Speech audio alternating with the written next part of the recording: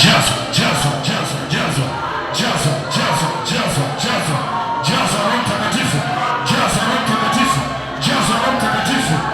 Pole pole, wakati mwingine naanzaga kama maneno mvua za vuli, kisha mvua za masika.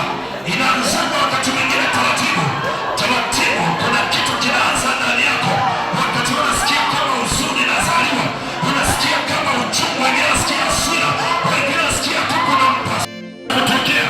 Kuna mambo, kuna vile tu inatokea, mwenyewe utashuhudia hapo ulipo. Kamatwa, kamatwa, kamatwa, kamatwa. Utakuona maono, utaanza kuota.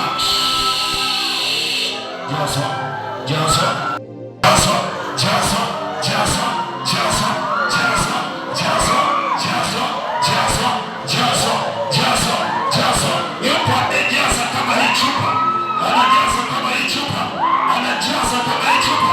Kuna watu wanajaza kama hii chupa, mpaka na kumwagika, mpaka na kumwagika, mpaka na kumwagika. Hela zitakutafuta. Nimesikia mchungaji anazungumza, mtu tu anampigia, kilioisha. Hela sio tatizo. Pokea Roho Mtakatifu na kuna vitu vitakutafuta tu. Kuna watu watakupigia simu tu. Jaza Roho Mtakatifu, jaza Roho Mtakatifu. Usijiangalie, ruhusu Roho Bwana akujaze tu.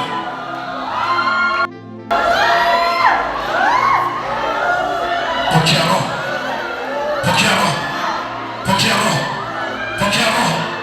Roho Bwana panguza, Roho ukageuza kwa mtu mwingine, akuchilie panguza vijana mabiti. Roho Bwana iwachi. Wengine wamezidiwa mawe, nguvu ikija, hiyo jua linaondoka.